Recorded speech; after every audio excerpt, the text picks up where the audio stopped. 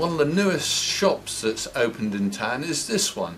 It's owned by a local man called Barber, who's actually a bit smart. He's rather clever. He knows quite a lot about printed ephemera, about speedway and sports programs, and he's gradually spreading his wings to deal with more and more interesting collectible items. You've run a business selling kind of ephemera and specialist items like speedway programs and things for years, haven't you? Yeah, it's a bit more diverse than speedway programs now. Right. But that's where it started, and it still goes with speedway. But the history is that my dad used to do auctions in town for many, many years, and he decided to give it all up.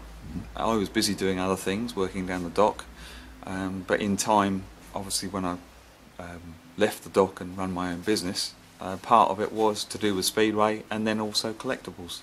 In the meantime, there's other auctioneers come in and got involved and now do their own auctions, and it's something I've always wanted to do.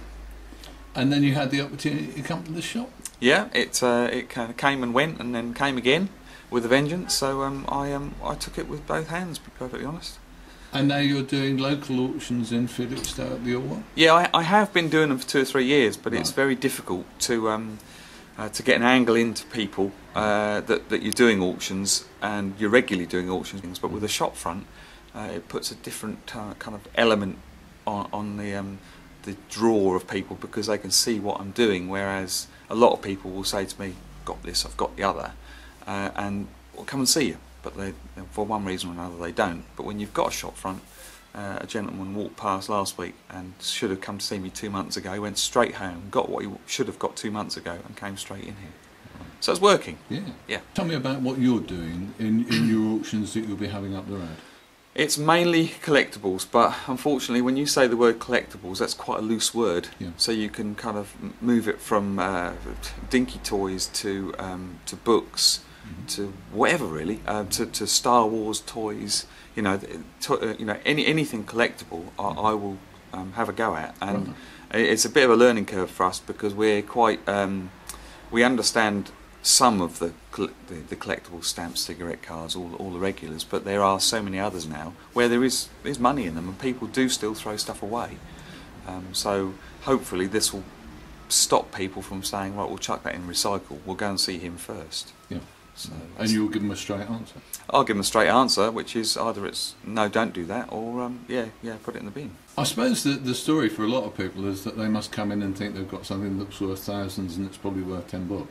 The majority, yes. Yeah. Gentleman's just been in and he, kind of a childhood stamp collection, £100 maximum, and it's kind of 25 years of labour of love of collecting stamps, and that really is the normal answer with stamps. But you never know. Sports programs, which I deal in a lot, is booming, and there's a lot of collectibles, certainly as you go back in time. And what we're getting now is a second generation. So you haven't got the grandfathers coming in now with their football collection. You've got the fathers who've got their father's collection, so now coming in saying, we've got all these, are they worth anything? So it's hand-me-downs now that we're getting, but they are very, very collectible, and some of them very expensive. I suppose you get people from all over the country come to your auctions or get involved on the internet as well. Yes, it's worldwide actually, rather than they're from all over. We have to ship all over the place, and certainly the speedway auctions, they come from Europe. Every auction to come over to them, but no, we do a lot of foreign trade. Definitely. So it's nice to know we've got a bit more international trade in Felixstowe. Yes, absolutely, yeah. Okay, where are you aiming to go with this, Nick? Are you going to try and grow it more and more? Yeah, I think so. I think I just think that everybody has got something in their lofts, or that they've got, or someone's got, that's worth some money, or they need to ask the question. And I think it could well grow into, and we may end up with, hopefully, the dream is that there'll be some of these in other towns. Right. That's the dream.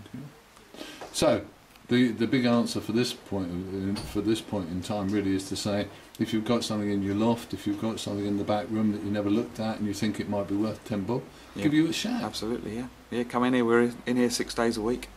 Normally till 4, but it's normally after that at the moment. So you're quite welcome to come in and sit down and have a chat.